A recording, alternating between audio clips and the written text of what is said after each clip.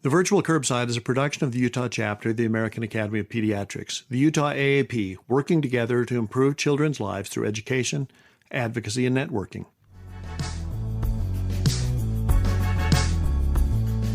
Hi, this is Paul Wirkus from the Utah AAP. Welcome to this week's edition of the Virtual Curbside, where we bring pediatric providers together with subspecialists to get smarter about all things pediatric and better acquainted as a community of caregivers.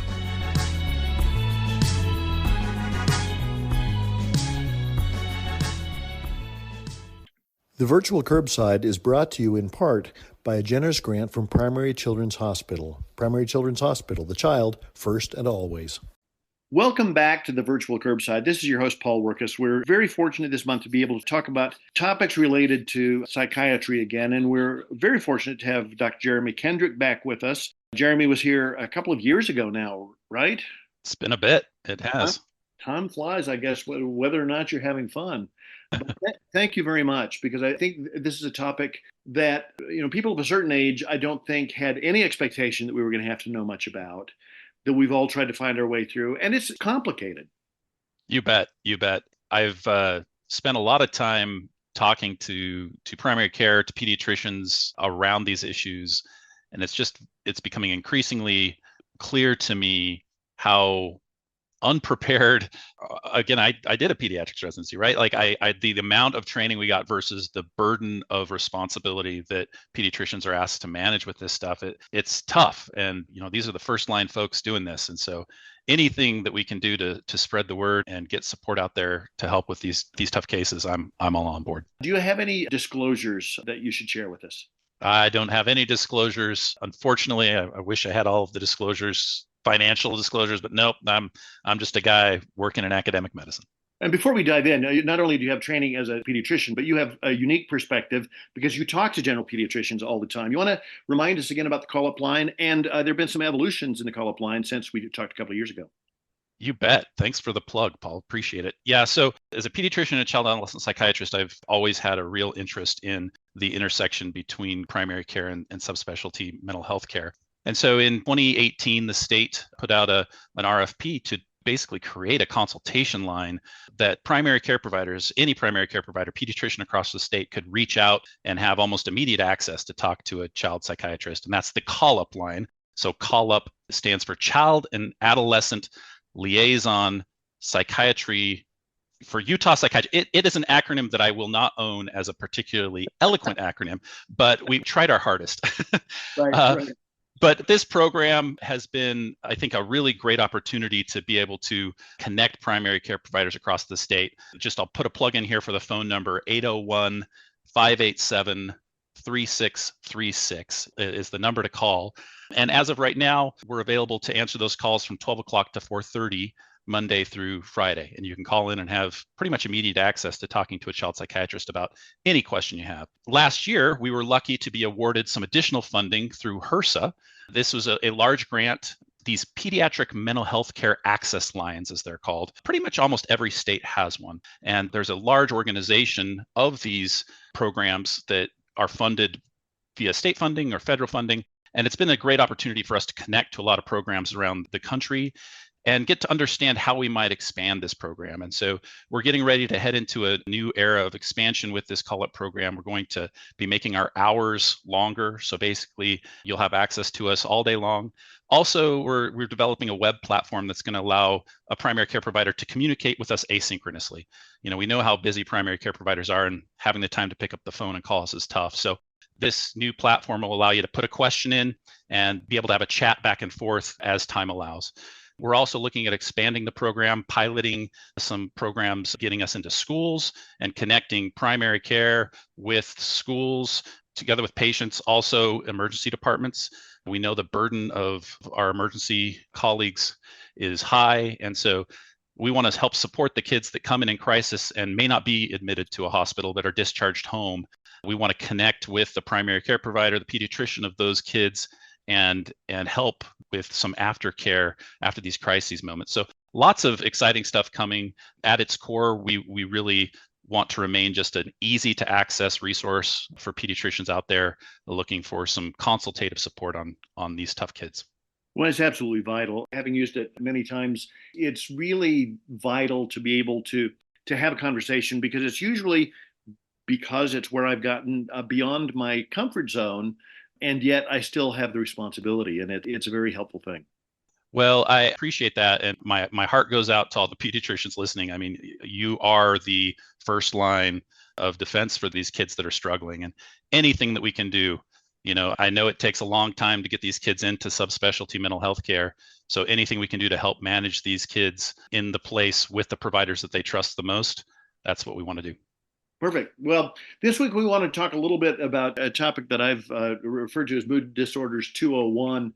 Assuming that we made it out of freshman year, now we're venturing into the slightly more complicated stuff.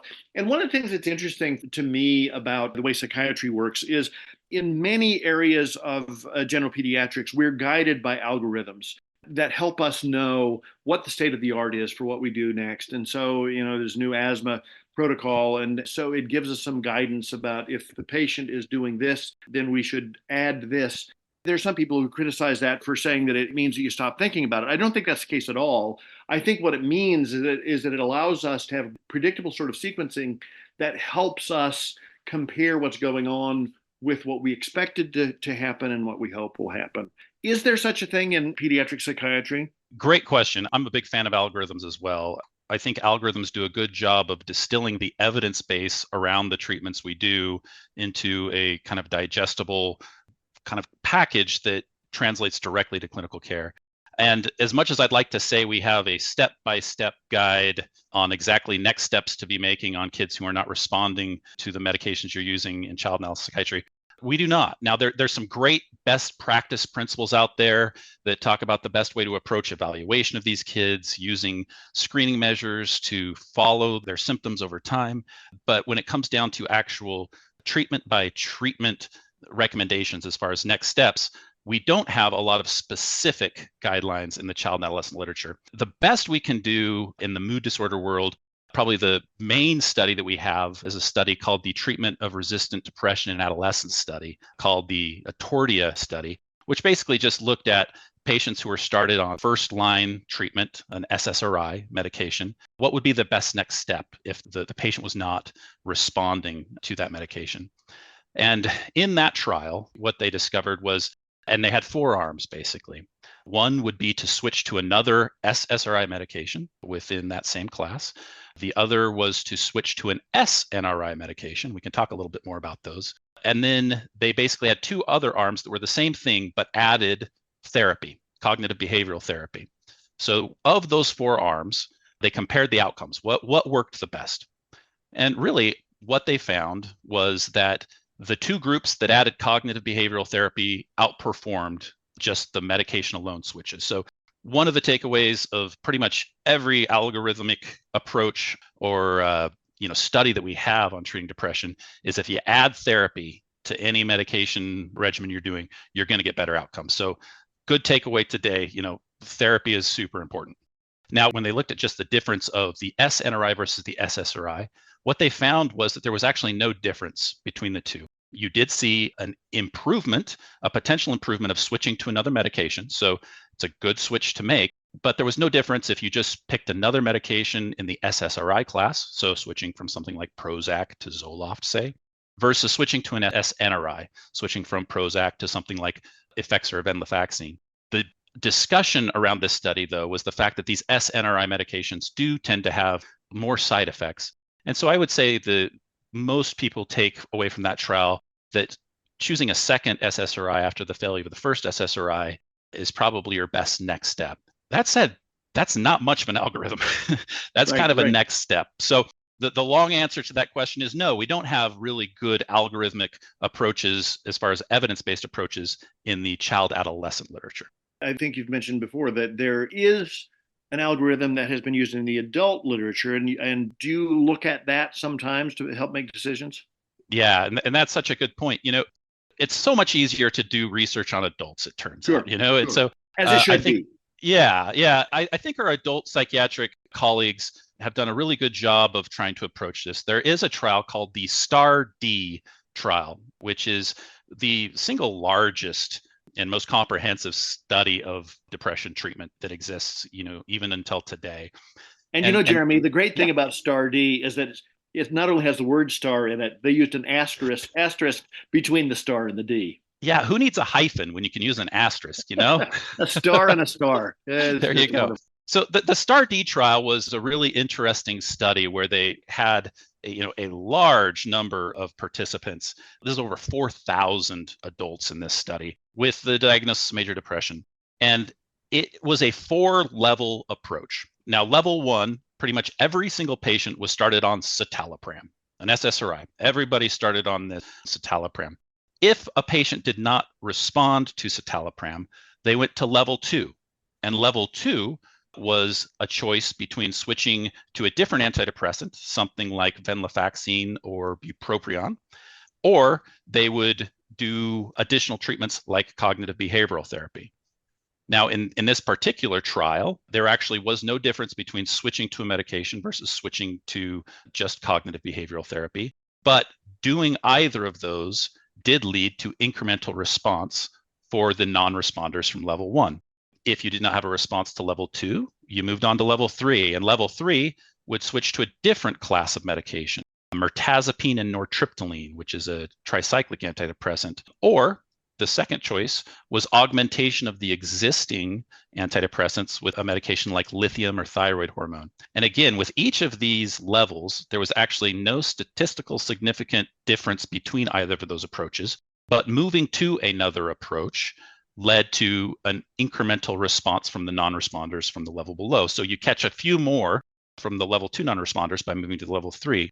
And then level 4 moved, again, one more level as far as the medication classes into medications like MAO inhibitors, which we'll talk about, or a combination of something like an SNRI, like venlafaxine and mirtazapine. And so again, what they found was that the remission rates for level 1 were around 30%. If you can just get somebody on a first-line antidepressant, you can get about 30% of those folks better. By the end of level 2, they had captured about 50%. So you got another 20% of that population. And then as you progressed, you got incrementally more response from that baseline group. A couple of interesting takeaways is the amount of people who responded at each level got a bit less. And so that is something that we know. A non-response to treatment probably means it's going to be a tougher case to manage. That said, there was always some incremental response by moving on to a next step. And so what has grown from that are, some algorithmic approaches to say, we start with the medication class that tends to have the least amount of side effects. So for antidepressants, that would be the SSRIs. And that if you're not doing well on a certain class, you're not having a response, that you can move to other classes such as the SNRIs or the tricyclic antidepressants, but you're probably going to be seeing more side effects that you're going to have to deal with. So there are all sorts of classes of medications that are available to us, but there's definitely a risk-benefit ratio there that's different amongst the classes. As I've looked into this a little bit, it looks like the STAR-D approach, while very helpful by systematizing things, is not entirely uncontroversial. That's absolutely true.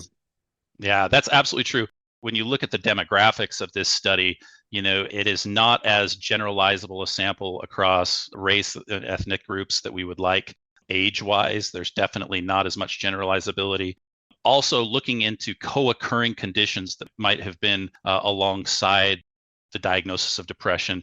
So, generalizing this approach to all patients that we might be seeing in our clinics is a little more difficult to actually have a great idea of just how generalizable it will be beyond kind of I personally think that the real takeaways from STAR-D are more conceptual. The idea that just because you fail one antidepressant does not mean you may not have good success with another antidepressant in the same class or moving on to another class of antidepressants. And it's always finding that balance between the potential benefit and the potential side effect profile of those medications.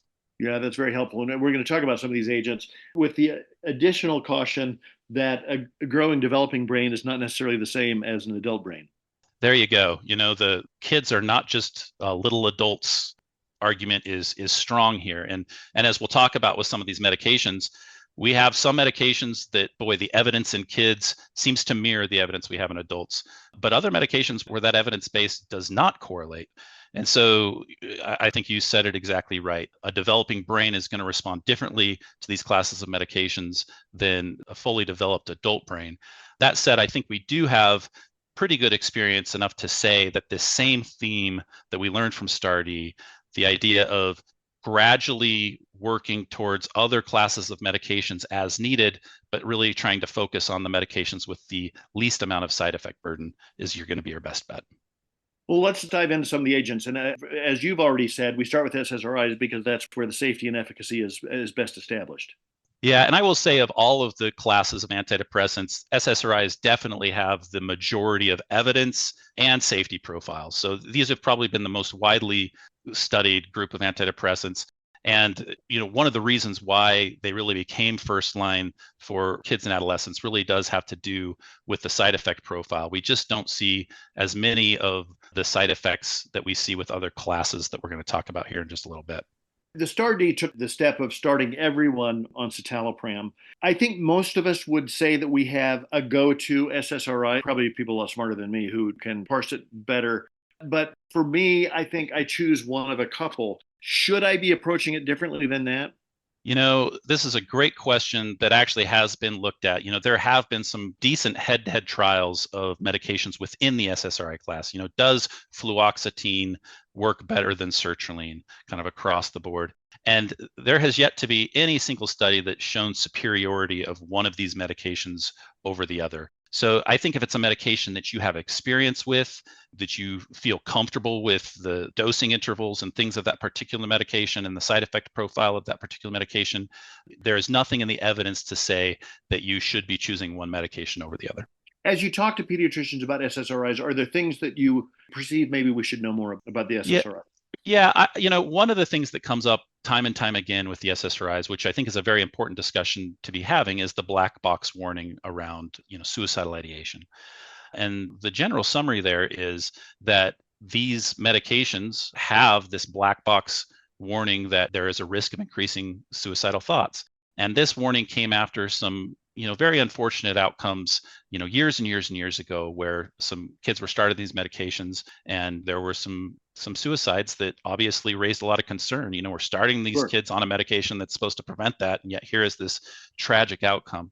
And, if you look at the data around this time, when the black box warning came out, when the FDA put that black box warning on, prescribing of antidepressants, specifically amongst primary care, plummeted. We actually saw the rates of prescribing these medications drop, and simultaneously saw a pretty convincing increase in rates of depression and, unfortunately, suicide. And so taking a more critical look at it, what we see is there are definitely kids that are at high risk, and there are some kids that are incredibly suicidal, and maybe so suicidal that they are, nearing a catatonic state. They're so depressed and so suicidal that they just don't have energy. They don't have motivation to do just about anything.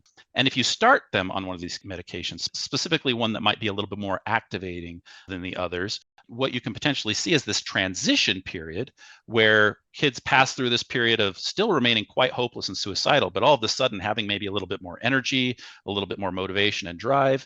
And if they're not closely monitored, there absolutely is a risk of an outcome like this. And so our takeaway from the whole black box situation was, you can't just start these medications and say, hey, I'll see you back in 4 weeks. This is something that really needs to be monitored very closely in your very depressed and suicidal patients to make sure that they're not experiencing any activation or any scenario where they might be more at risk of actually completing something that had been up to that point just a thought or intent. Yeah. Clearly the worst possible outcome. And the very thing we're trying to prevent.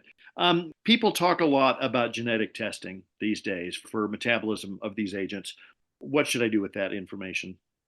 Yeah, this is a hot topic. The companies that produce these genetic tests do a very good job of marketing. And one of the genius things that they did was they came out with results sheets that were color-coded, green, yellow, red.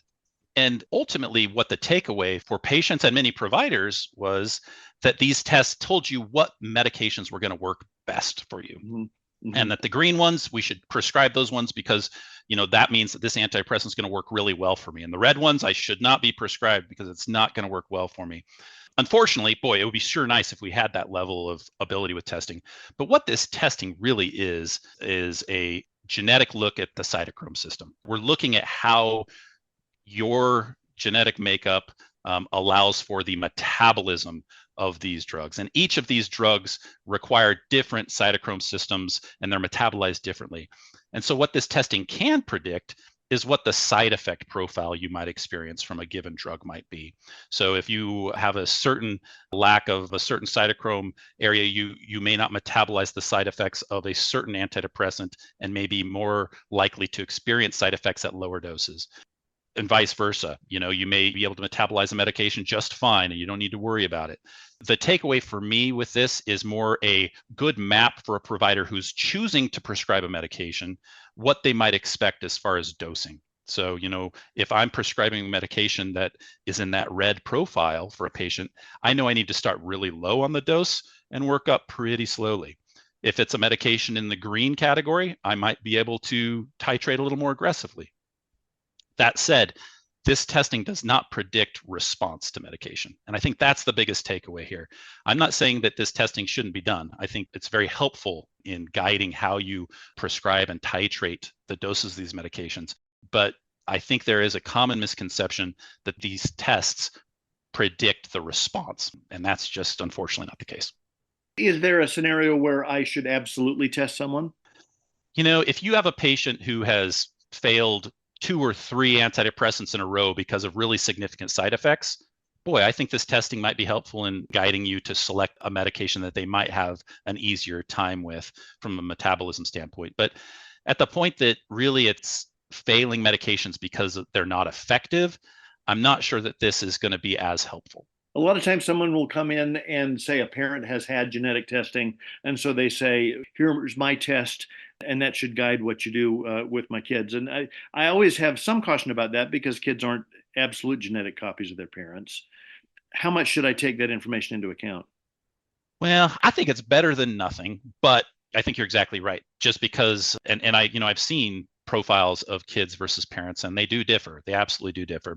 But on the flip side of that, we do know that the history of a response to a particular agent in a first degree family member can be really good predictor of a response of that medication in the patient themselves. So I think it is helpful information to know, and there is some overlap there in the side effect profile. If it's a medication that just was not tolerated well, there is a risk that it may not be tolerated well by the patient as well. I have to say, I always ask what medications have been used in the family before, if they've been used, and how people have responded. And I've never been quite sure whether this is, how much of it is a familial response and how much of it is kind of a boosterism. But either way, I think that's a helpful thing, because if somebody in the family has had a good experience with a medication, I think they're much more likely to be able to take somebody by the hand and say, I think this is going to help. You bet. And you're touching on one of the most kind of important aspects of when we look at the research. When you look at efficacy of these agents in kids and in adults, the separation from placebo is not always very large. But from our standpoint, the placebo response is something to embrace, to recognize has a potential impact on the patient. And so, yeah, I think if a parent has had a good experience with the medication, I think they're more likely to feel comfortable and confident about that medication being prescribed to their child. Let's talk about some of the other agents. So let's march through some of the things that get mentioned in the STAR-D recommendations. What about bupropion in kids? Yeah, bupropion or Wellbutrin is a medication that gets used quite a bit in adults as an augmenting agent. So a lot of times it will get added to an existing antidepressant regimen. For a very long time, this has been looked at in kids and adolescents. And what I will say is that the data is mixed. There's much stronger data in adults.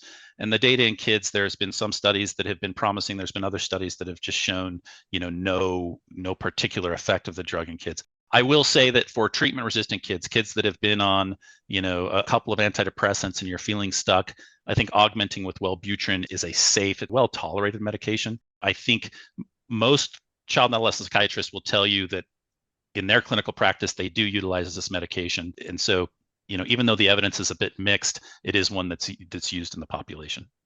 So not as a substitution generally, but as an augmenting agent. Yeah, I will say my personal preference is not to utilize Wellbutrin as monotherapy. We definitely don't have very good data for that in adolescents, more so in adults, but even in adults, I don't typically use this as monotherapy. But, it does have an FDA indication for it in adults, and I think it's a reasonable option. But in kids, I don't find it to be something we use. Now, there is something we should say. I know we're talking about mood disorders today, but, we do have an FDA recommendation of bupropion for ADHD. And so we'll save this for the ADHD podcast. But if you're looking for a non-stimulant medication that might be helpful, particularly in adolescents, bupropion may be a good option for you. So just a little spoiler here, taken every day, you would need to maintain a level of Wellbutrin, right? That is correct. Yeah. Okay. Now, when Wellbutrin is introduced as an augmenting agent, do you make any adjustments to the SSRI when you do that? Typically, no. We always worry about the side effects of combining two medications together. And so if you do notice a side effect profile that you're not really expecting, you may need to look at the dosing. But as far as like interactions and cross-reactivity, bupropion tends to be pretty well tolerated with most of the serotonergic antidepressants we use. Okay. Let's talk about the SNRIs, because that's something you've already mentioned and are often the next step. Tell me about the SNRIs. Yeah, so the SNRIs, I think the two most widely used SNRIs, the older SNRIs, venlafaxine and duloxetine. The N in SNRI stands for norepinephrine. So where your SSRIs are really more focused on serotonergic activity, you have this dual kind of pathway with the SNRIs, where you're not only focused on the serotonergic activity, but also this norepinephrinergic aspect of the brain. The takeaway from this is that norepinephrinergic tone is going to be a little activating. It's going to probably give a little bit more energy. So the types of patients that I will think of for SNRIs are your really what we call neurovegetative depressed kids. These are the kids that just seem like they have no energy, maybe sleeping a lot. These are the kids that are kind of the lump on the couch that just can't get moving, and they're just in that real toned down state. Sometimes adding a medication with a little bit more of this norepinephrinergic tone can be very helpful for those kids. Conversely, if you have a kid who's maybe really, really anxious, really on the irritable side, a little more revved up, this is a class that you might want to have a little bit of caution with. As I mentioned before, one of the reasons that the probably most prescribers will go to a second SSRI after failing the first SSRI before they'll move to the SNRIs is because the side effect profile, because of that norepinephrinergic tone, the side effect profile of these medications is a little harder. They tend to make kids feel a little more jittery and a little more on edge. And so as far as the side effects of not tolerating, you'll see that much more in the SNRIs than you will with the SSRIs. Do the SNRIs also carry a black box warning? The SNRIs carry the same black box warning, I believe, okay. Paul. We probably should fact check that one. Okay. So the scenario there, as you mentioned before, is that usually then after deciding that SSRIs aren't the direction you're going to go, then a substitution for an SNRI. And so it would be tapering off an SSRI and then onto the SNRI. Yeah, and depending on the half-life of the SSRI you're using. So a medication like Prozac has a very, very long half-life, upwards of a week. And so with that medication, you can almost let it self-taper. You can almost stop it and it will just self-taper over time. I'm a big fan of a cross taper. I don't like tapering kids completely off a medication like an SSRI before starting the other one. That said, you want to make sure that you're actually cross tapering it as opposed to starting both at the same time, because you don't want too much of that serotonergic tone before you get into the realm of serotonin syndrome and those types of things. So I'll usually take a medicine down to about 50% of the dose that it's currently at, and then start the next medication and start titrating it up in concert with the taper of the original agent. Oh, that's very helpful. Okay, let's talk about the tricyclics, tetracyclics. What do I need to know about those? So these are older medications. They've been around a while. The tricyclic antidepressants for mood, if you look at the evidence, it's a much more mixed picture for depression than what we would see for things like anxiety or OCD. So, the tricyclics absolutely do have a place for patients with treatment-resistant depression. But as far as first-line therapy, I don't think it's probably where we'd go to first because, again, as you'll probably see as a pattern here, the kind of second, third, fourth line agents tend to escalate a little bit in the side effect profile with kind of each second, third, fourth line you run into. And so I would call, tricyclics probably a second or third line option because of those side effect profiles. There is a lot of really good evidence for their use in adults. We have not seen the same results in kids, but again, those studies tend to be mixed and not well powered. In clinical practice, we absolutely do use these medications in kids who have not responded to other options that might have fewer side effects. Yeah, it's interesting because I think a lot of pediatricians have had some facility in using tricyclics for completely other reasons, for chronic pain syndromes, headaches, bedwetting. And so it's, I think, something that none of us think about for treatment of mood disorders, but have repurposed for other things. Yeah, and again, the only other, I think, real important point to make here, if you are prescribing a tricyclic, again, things like nortriptyline can be great antidepressants. The nice thing about these is you can usually check blood levels and kind of see kind of where you're at with prescribing. But I think the most important thing to remember when you're prescribing a tricyclic, an overdose of an SSRI is a much different picture than the overdose of a tricyclic antidepressant.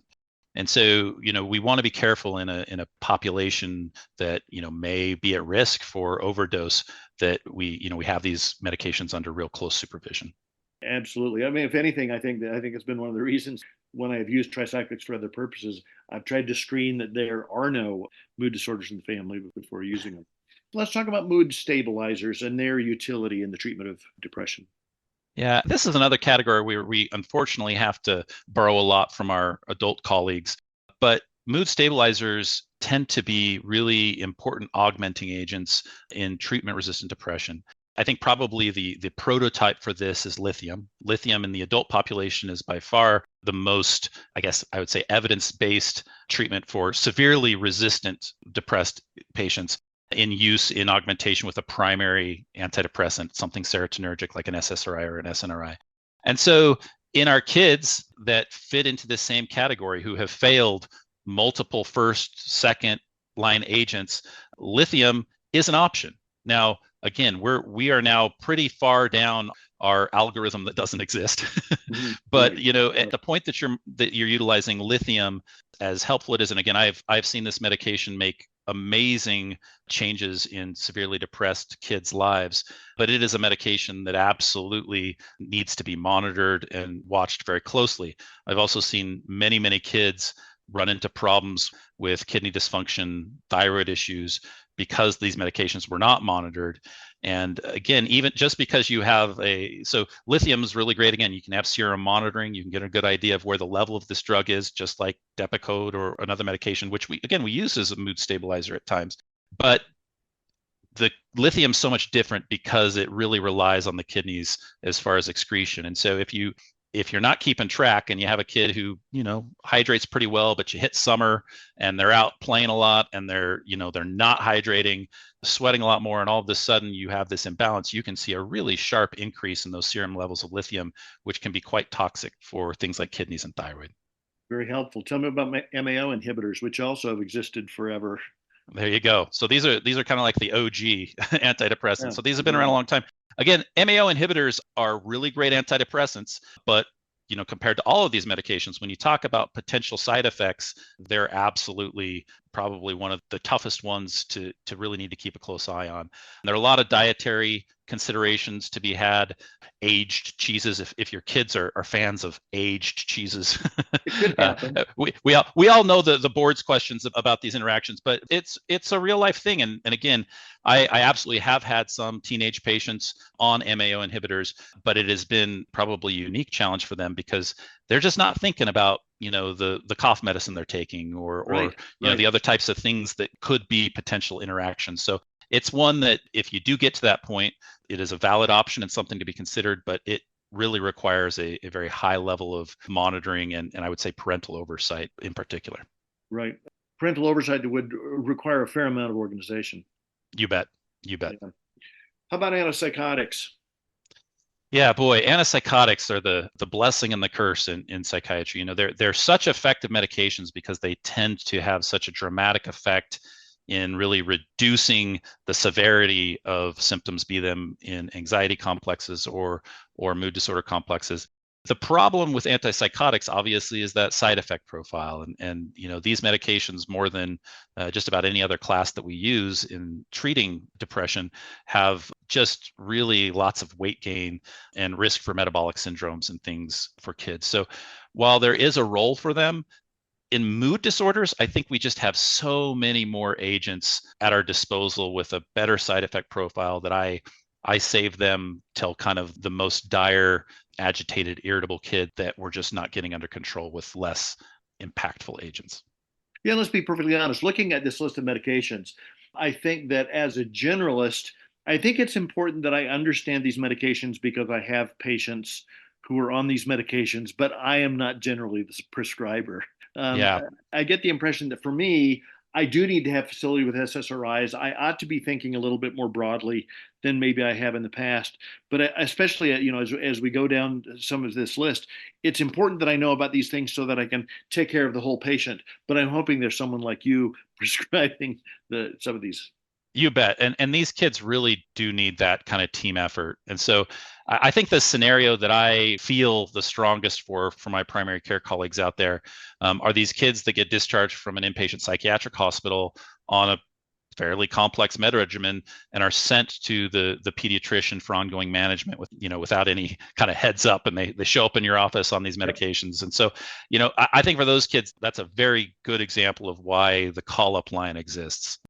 Not to say that medication regimen is particularly dangerous or concerning, but, being able to talk it through and understand it and understand the potential pitfalls and the things that need to be watched out for, I think can make people feel a lot more comfortable. Well, I think the closer you get to the margins of where I'm comfortable, the more likely I'm going to make errors. And so I think that's why having somebody hold my hand through the process is vital. You bet. That's our whole hope with this consultative model. Hey, let's mention one other medication that shows up in the STAR*D model, and that's levothyroxine. Yeah. Treatment of mood disorders. Yeah. So, thyroid augmentation is something that is probably much more commonly utilized in adults. I will say it's not one that I personally use a ton in kids. It's one that I feel like is kind of farther along in the algorithm in things like STAR*D, and where STAR*D is already a step removed because it's, adults. That said, if I have a kid who may be kind of borderline with thyroid studies, really severe depression, it's not something to shy away from. I just, in kids who are kind of right where they need to be with their thyroid function, I like to go these first, second, third lines before launching into that. Okay, very helpful. All right. Well, we've talked a little longer than we usually would in an episode, but I don't know where we would have divided this otherwise. We'll make it up to you and the listeners in the next couple of weeks. This has been very helpful. And I think the take-home message to me is, as I said before, I should be aware of the area where I should be comfortable, and I should be aware of where my comfort zone should end. Absolutely. And you should not feel compelled to go beyond that comfort zone. And, we're doing best by our patients, and just knowing that you have backup out there. You have folks that you can reach out to, and we can work as a team to try to manage these kids in the best way possible. Okay. Well, for those of you who have questions, and I'm sure you have questions because we all do, please send your questions to questions@vcurb.com, and we'll address those with Jeremy in a couple of weeks. Jeremy, thanks so much for your time and expertise today, and I hope you will talk again next week. I'm looking forward to it.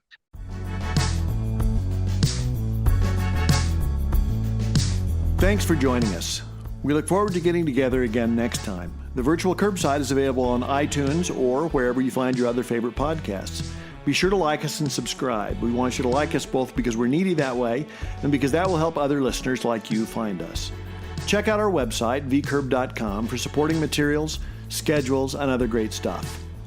The Virtual Curbside is an educational production of the Utah chapter of the American Academy of Pediatrics. The opinions expressed in this podcast, while carefully considered, are ultimately the opinions of the presenters and not necessarily of the American Academy of Pediatrics or our employers. And remember, the content of this podcast shouldn't be seen as a substitute for seeking actual personal medical care.